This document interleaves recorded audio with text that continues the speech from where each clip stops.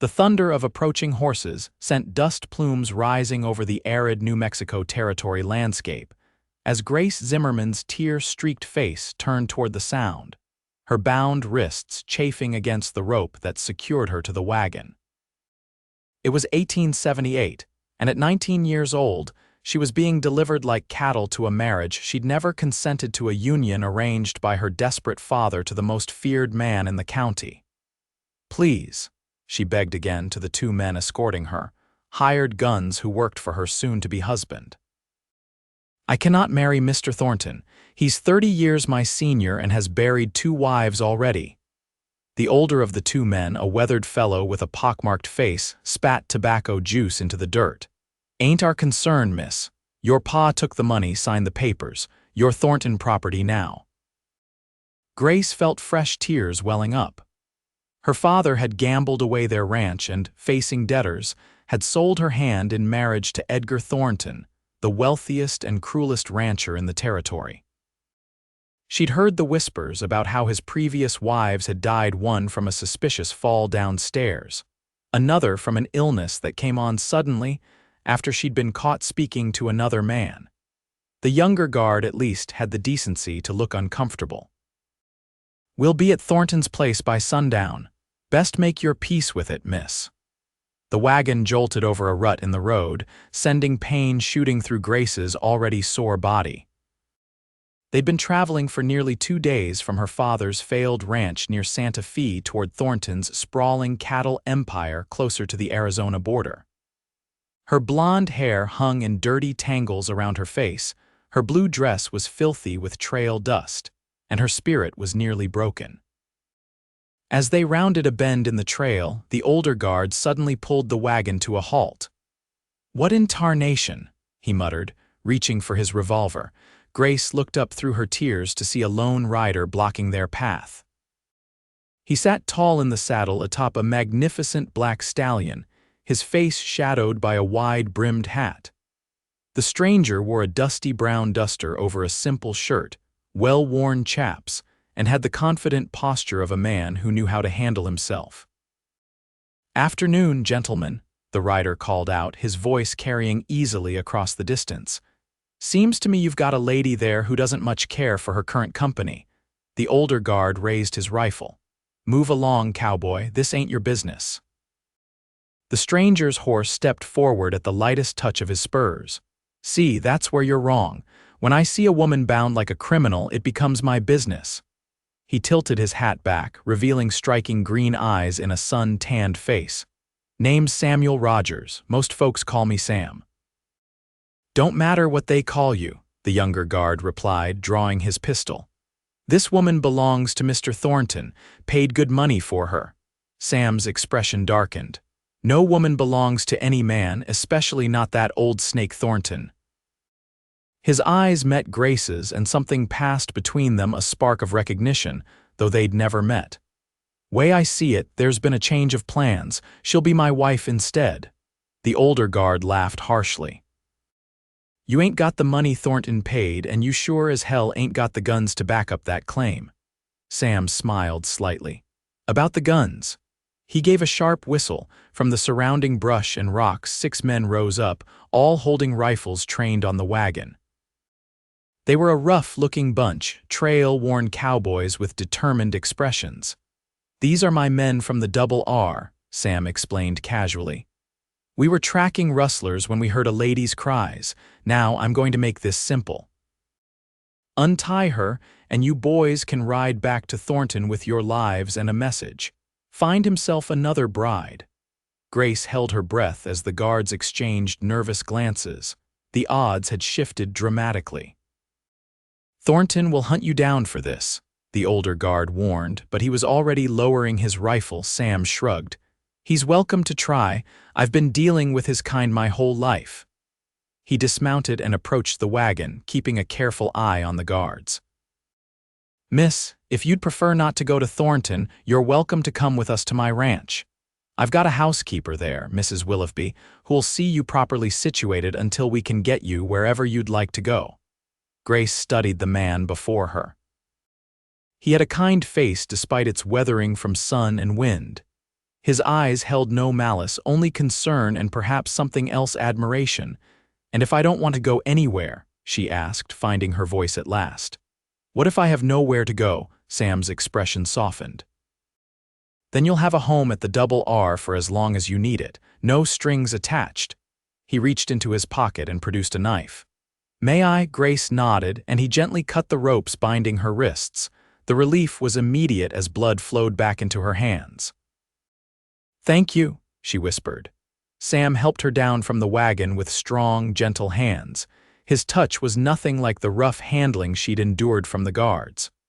Once on solid ground, her legs wobbled from disuse, and she found herself leaning against his solid frame. "I've got you, miss," he said softly. The older guard spat again. "You're a dead man, Rogers. Thornton don't take kindly to having his property stolen." Sam's eyes flashed dangerously. "She is not property. And you tell Thornton that if he comes looking for trouble, he'll find more than he bargained for at the Double R." He turned to his men. "Patrick, escort these gentlemen back to the main trail. Make sure they start heading east toward Thornton's place." A grizzled cowboy nodded and gestured with his rifle for the guards to move along. After the wagon had disappeared around the bend, Sam introduced Grace to his men: Patrick, the trail boss; Thomas, his younger brother, and 4 other cowboys who worked his modest spread. "We're about 3 hours' ride from the ranch," Sam explained. "Can you ride, miss?" "Zimmerman, Grace Zimmerman," she replied. "And yes, I can ride. I grew up on a ranch." Sam nodded approvingly.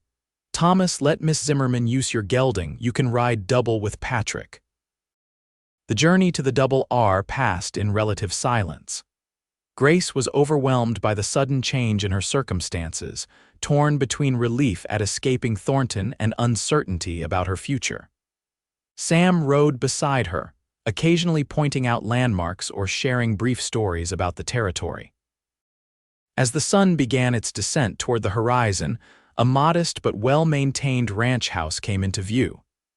It wasn't grand like Thornton's reported mansion, but it had a warmth to its smoke curling from the chimney, a small garden to one side, and clean white paint on the porch rails. "It's not much," Sam said, misreading her silence for disappointment, "but it's honest land, honestly worked." Grace shook her head quickly. "It's lovely, truly." A plump, gray-haired woman emerged from the house as they approached, wiping her hands on her apron. "Samuel Rogers." "You were supposed to be tracking rustlers, not bringing home young ladies," Sam chuckled as he dismounted. "Mrs. Willoughby, this is Miss Grace Zimmerman. She's had a difficult journey and needs some looking after. Miss Zimmerman, this is Mrs. Eleanor Willoughby, the finest housekeeper in the territory and the only person on this ranch who isn't afraid to tell me exactly what she thinks." Mrs. Willoughby's stern expression melted as she took in Grace's disheveled appearance and the fading rope marks on her wrists. "Oh, you poor dear. Come inside right away. I've got stew on the stove and a hot bath can be ready in no time." Grace found herself whisked into the house and the capable hands of Mrs. Willoughby, who tutted and fussed as she helped Grace bathe and provided her with a clean dress that had belonged to Sam's late sister. "The poor girl passed from fever 2 winters ago," Mrs. Willoughby explained as she brushed Grace's hair. "Been just Samuel and his brother Thomas since their parents died in that stage accident 5 years back. Samuel's done well, building this place up, but he works too hard and smiles too little if you ask me." Over a hearty dinner of beef stew and fresh bread, Grace shared her story with Sam and Mrs. Willoughby. Her father had been a decent rancher once, but after her mother died, he'd turned to whiskey and gambling. In a desperate bid to clear his debts, he'd essentially sold Grace to Thornton. "Disgraceful," Mrs. Willoughby muttered. "No father worthy of the name would do such a thing." Sam's expression had hardened as she spoke, but his voice remained gentle. "You're safe here, Miss Zimmerman. I meant what I said. You can stay as long as you need." "But what about your offer on the trail?" Grace asked hesitantly. "About being your wife instead." A slight flush colored Sam's tanned cheeks. "That was just talk to confuse those guards. I'd never presumed to," he cleared his throat. You're not obligated to me or anyone else. Your life is your own now." Later that night, as Grace lay in the comfortable bed in what had once been Sam's sister's room, she found herself thinking about the cowboy who had rescued her. There had been something in his eyes when he'd first seen her, a recognition, as if he'd been looking for her all his life without knowing it. Or perhaps that was just her romantic imagination, fueled by gratitude and the trauma of the day. Still, as she drifted towards sleep, it was Sam Rogers' face that filled her thoughts, not the terrifying visage of Edgar Thornton that had haunted her for weeks. The following days established a comfortable routine. Grace helped Mrs.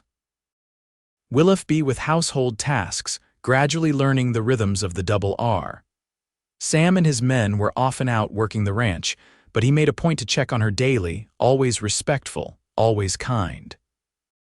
A week after her arrival, Grace was hanging laundry when she noticed a cloud of dust approaching from the east. Her heart seized with terror. Had Thornton come for her already? Sam emerged from the barn, rifle in hand, and called for Thomas and Patrick. "Get Miss Zimmerman inside," he ordered, his voice tense. Mrs. Willoughby ushered Grace into the house. "Stay away from the windows, dear." Through a small gap in the curtains, Grace watched as 4 riders approached. To her immense relief, it wasn't Thornton but the town marshal and 3 deputies. "Rogers," the marshal called out, "need a word with you about a kidnapping charge." Sam stood his ground on the porch, rifle held casually but ready. "Marshal Jenkins, been a while." The lawman dismounted. "Got a serious complaint from Edgar Thornton. Says you stole his bride to be at gunpoint." "That's so," Sam replied evenly. "And did Thornton mention that his bride was tied up and being transported against her will?" Grace couldn't bear to hide any longer, despite Mrs. Willoughby's protests. She stepped onto the porch beside Sam. "Marshal, I'm Grace Zimmerman. I was not willingly engaged to Mr. Thornton. My father arranged it without my consent, and Mr. Thornton's men were taking me by force." Marshal Jenkins studied her carefully. "You're of age, miss." "I'm 19, sir." The marshal nodded slowly. "Thornton said you were being escorted for your own protection," he snorted. "Never did trust that old snake, but legally if there was a contract." "Any contract made without my consent isn't valid," Grace insisted. "I never agreed to marry Mr. Thornton." "The lady's right," Sam added, "and she's under the protection of the double R now." The marshal scratched his beard thoughtfully. "Thornton's not going to like this. He's got a lot of influence in the territory." "So do I," Sam replied firmly. "My beef goes to the same markets, my taxes pay the same government, and unlike Thornton, I don't have 2 dead wives behind me." A flicker of understanding passed across the marshal's face. "Fair point, Rogers." He turned to Grace. "Miss, you're certain you're here of your own free will?" "Absolutely," Grace said without hesitation. After the marshal and his deputies departed, promising to inform Thornton that the matter was closed as far as the law was concerned, Sam turned to Grace with an apologetic expression. "Thornton won't give up easily. He's not a man used to losing." Grace nodded, a chill running through her despite the warm afternoon sun. "What will we do?" The "we" slipped out naturally, and Sam's eyes softened at the word. "We'll be ready, and in the meantime you'll learn everything about the double R so you can move about freely and safely." Over the next several weeks, Sam taught Grace to shoot a rifle and a pistol. He showed her the hidden paths and lookout points around the ranch. They rode the property lines together, checking on cattle and mending fences. Through it all, a friendship blossomed between them, built on mutual respect and growing affection. Grace found herself watching for Sam's return whenever he was away from the ranch house. She noticed how his eyes crinkled at the corners when he smiled, how gentle his hands were with injured animals, how patiently he explained ranching operations to her. For his part, Sam seemed equally affected by Grace's presence. Mrs. Willoughby caught him more than once gazing at Grace when she wasn't looking, and the old housekeeper couldn't help but smile knowingly. One evening, as they sat on the porch watching the sunset paint the western sky in brilliant oranges and purples, Sam finally spoke of his past. "My father built this ranch from nothing," he said quietly. "He taught me that a man's word is his bond, and that how you treat others, especially those who can't defend themselves, defines your character." He glanced at Grace. "When I saw you tied up in that wagon, I couldn't ride past. Not just because it was wrong, but because something inside me." He trailed off, looking embarrassed. "What?" Grace prompted gently. Sam met her eyes. "Something inside me recognized you somehow, like I'd been waiting to find you without knowing I was looking." Grace's heart quickened. "I felt it too," she admitted. "When you rode up on that trail, it was as if, in the midst of my worst nightmare, the one person who could understand me appeared." Their hands found each other on the porch railing, fingers intertwining naturally. They might have kissed then, if Thomas hadn't burst from the barn with news that one of the mares was foaling. The moment passed, but something had shifted between them, an acknowledgement of feelings that had been growing since that first meeting on the dusty trail. 2 months after Grace's arrival at the Double R, word came that Edgar Thornton was throwing a grand harvest celebration at his ranch. All the prominent families of the territory were invited, including, surprisingly, the Rogers brothers. "It's a trap," Thomas declared when the gilt-edged invitation arrived. Sam studied the card thoughtfully. "Probably, but refusing would show fear." He looked at Grace. "What do you think?" She took a deep breath. "I think we should go together. Show Thornton and everyone else that I've made my choice freely." Sam's eyes widened slightly. "Your choice?" Grace flushed but held his gaze. "Yes, Sam, my choice." The night of Thornton's party arrived clear and cool. Grace wore her finest dress, a deep blue gown that Mrs. Willoughby had altered from fabric ordered from Santa Fe. Sam and Thomas were handsome in their best suits, though both looked uncomfortable in the formal attire. Thornton's mansion was everything Grace had feared: ostentatious, cold, and imposing. Servants in formal livery guided guests through rooms filled with expensive furnishings imported from the East. The ballroom glittered with crystal chandeliers and the jewels of the territory's wealthiest women. Edgar Thornton himself was exactly as Grace had imagined: a tall, gaunt man in his 50s with cold eyes and a smile that never reached them. When he spotted Grace entering on Sam's arm, his expression froze momentarily before he recovered with practiced charm. "Miss Zimmerman," he said, approaching them. "What a pleasant surprise, and Mr. Rogers, how unexpected to see you accept my invitation." Sam nodded stiffly. "Thornton, quite a gathering you've assembled." Thornton's eyes never left Grace. "Indeed. Though I must say, Miss Zimmerman, you were to be the guest of honor under very different circumstances." His gaze flicked to Sam. "Perhaps we could speak privately. Anything you have to say to Miss Zimmerman can be said in my presence," Sam replied firmly. Thornton's smile tightened. "As you wish. Miss Zimmerman, I believe there was a misunderstanding about our arrangement. Your father and I had a binding agreement, an agreement made without my consent," Grace interrupted, finding courage in Sam's steadfast presence beside her. "I never agreed to marry you, Mr. Thornton." "You are young and naive," Thornton said dismissively. "Your father acted in your best interest. Look around you." He gestured to the opulent ballroom. "This could all be yours. What can Rogers offer compared to this?" Before Grace could respond, Sam stepped forward slightly. "She's not for sale, Thornton. Not to me, not to you, not to anyone. Grace makes her own choices now." The use of her first name wasn't lost on Thornton, whose eyes narrowed dangerously. "I see.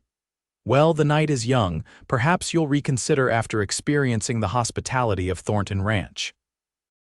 He turned to greet other guests, but not before adding, "Do enjoy the champagne.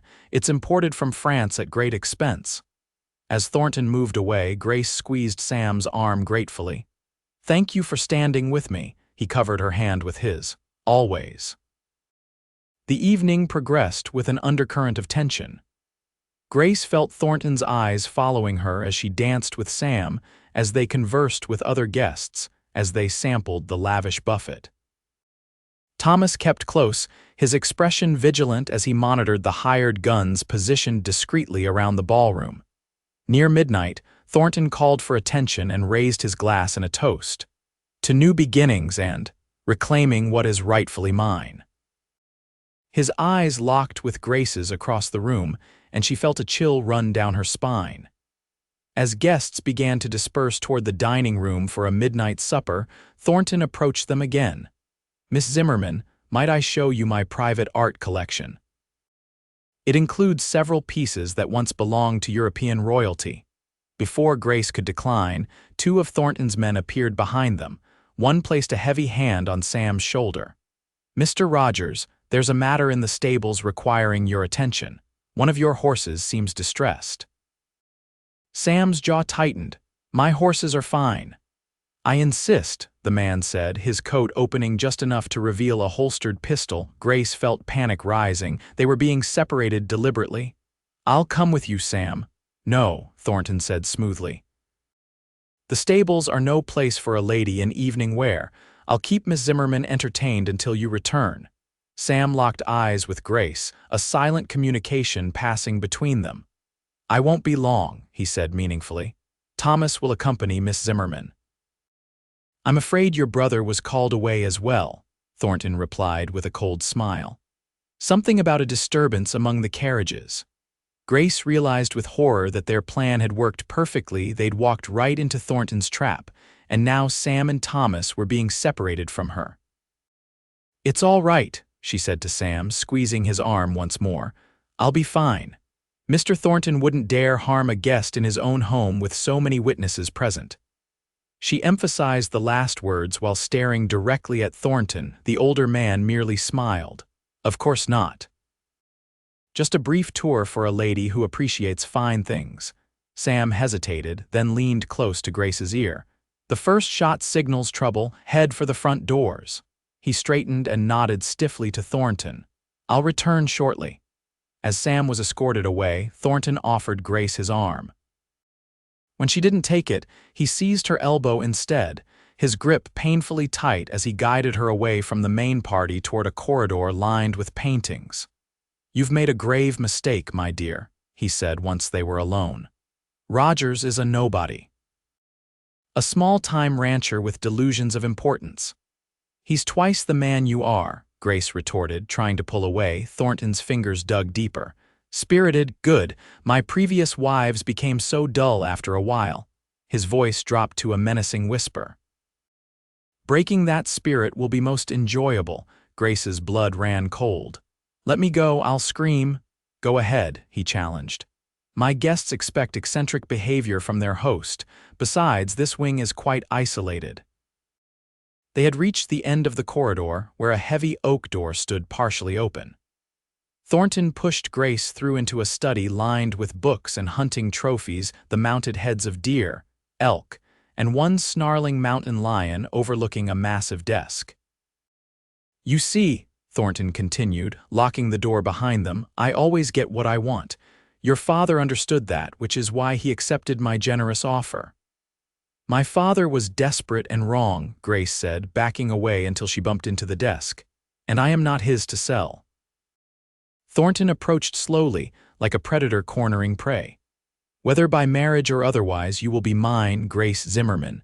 A gunshot suddenly echoed from somewhere outside, followed by shouts and the sound of breaking glass. Grace's heart leaped Sam's signal. Thornton cursed and moved to a cabinet, withdrawing a pistol. "It seems your cowboy has decided to be heroic. Pity. I'd hoped to resolve this civilly." Grace's eyes darted around the room, searching for a weapon or escape route. The windows were too high, the door locked. Her gaze fell on a letter opener on the desk, a poor weapon, but better than nothing. More gunshots rang out closer now. Thornton moved to the door, listening. "Stay put," he ordered. "When I've dealt with Rogers, we'll continue our discussion." The moment he turned the key in the lock, Grace lunged for the letter opener. As Thornton opened the door, she was already moving, the silver implement clutched in her fist. The scene in the corridor was chaos. Two of Thornton's men lay unconscious on the floor. Sam stood at the far end, revolver drawn, with Thomas and several double-R cowboys behind him. "Grace," Sam called out, relief evident in his voice. Thornton raised his pistol, but Grace drove the letter opener into his upper arm.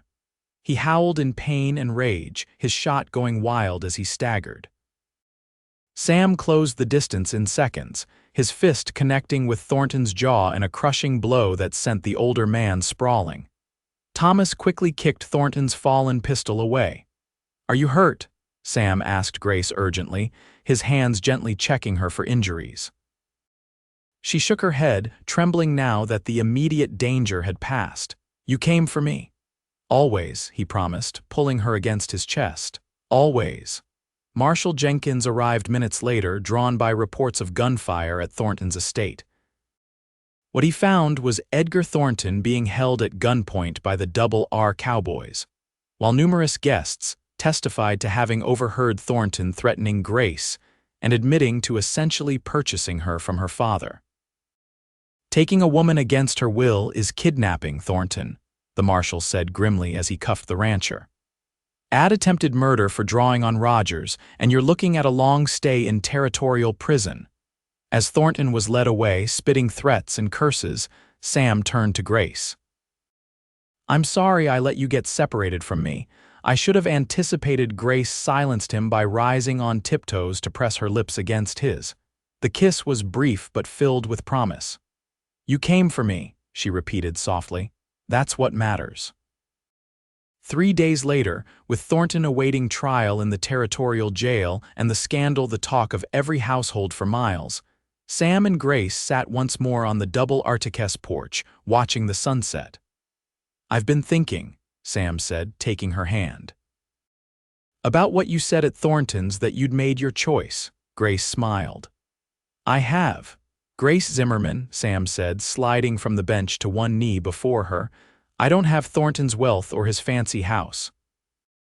All I have is this ranch, my good name, and a heart that's belonged to you since the moment I saw you on that trail." He pulled a simple gold band from his pocket. "Will you marry me? Not because anyone's forcing you, but because you choose to." Tears filled Grace's eyes.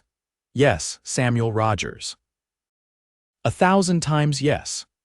Their wedding took place 2 months later in the small church in town. Grace wore a gown of ivory satin, Mrs. Willoughby cried throughout the ceremony, and Thomas served as best man, beaming with pride for his brother. As they exchanged vows, Grace thought of the twisted path that had brought her to this moment, from a captive being dragged to a dreaded marriage, to a bride willingly pledging herself to the man she loved.